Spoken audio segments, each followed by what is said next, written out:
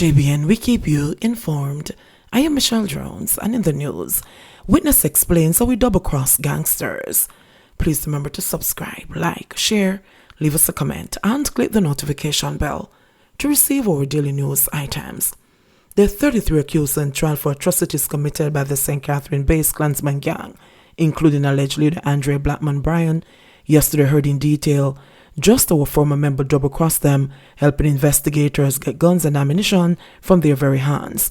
Witness number 2, the second ex-member of the gang to take the stand in the trial, which is taking place before Chief Justice Brian Sykes in the Home Circuit Court in downtown Kingston, had last week told the court that he, in 2018, while Brian was behind bars, had approached police investigators to oust the gang.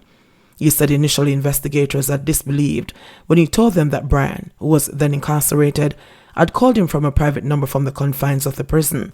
He said while in their presence, he received a call from Brian and put the phone on speaker so they could hear Brian speaking to him for themselves, at which point they realized he had not lied. The witness, who professes to have been a top-tier member of the criminal organization, told the court how after a conversation including Brian and another top member of the gang, only so far identified as CTOC, he received instructions to collect a gun which was being held by the accused, Royal Taylor.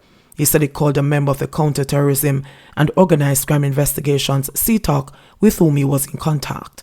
Prior to collecting the gun, he said he was also instructed to collect $150,000 from another gang member, Fabian Johnson, otherwise called Crocs, towards the purchase of a gun. He said after calling the investigator to relay that information, he drove to Denham Town to collect the cash, where he met his cronies near to a checkpoint manned by army and police personnel at the top of Denham Town across from Tivoli. When we reached there, Mr. Muma, accused Stephanie Christie, and Crocs in her car sitting down, he told the court. The witness said he went across to the car and spoke with them, telling them, "Me dey not here, son, give me the money so me can go on." He said they, however, told him they were going to buy gas, and that he should drive with them to the petrol station. The witness said he followed them reluctantly, but did not enter the gas station with them. Instead, he parked outside and dropped his seat back, while all the time watching them in the gas station.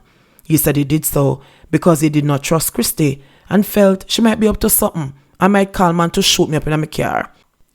He said after seeing them purchase the gas, he drove off, telling them he would wait on them in Denham Town. He said he did this because he knew the soldiers were at the checkpoint. He told the court that after he had gone there, Christie drove up cursing him.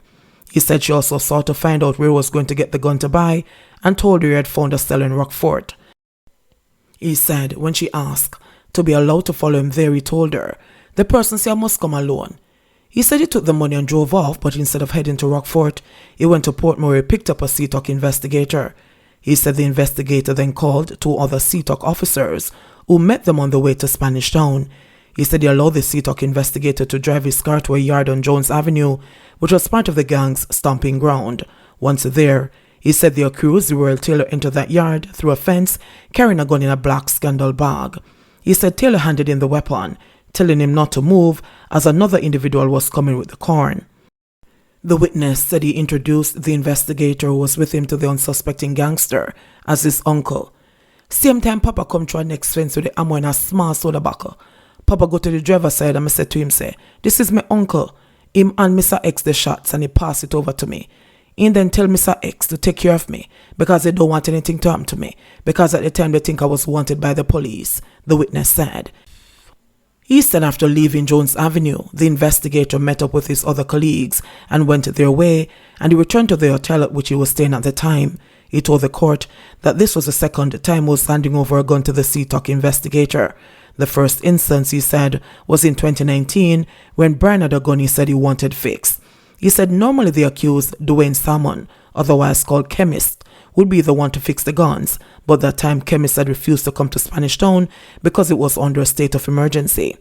"Me asked Blackman permission to take the gun to Chemist, and he gave me permission," the witness said.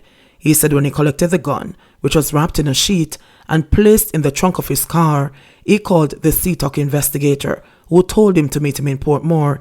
He said he turned the gun over there. JBN, we keep you informed. Please remember to subscribe, like, share, leave us a comment, and click the notification bell to receive our daily news items.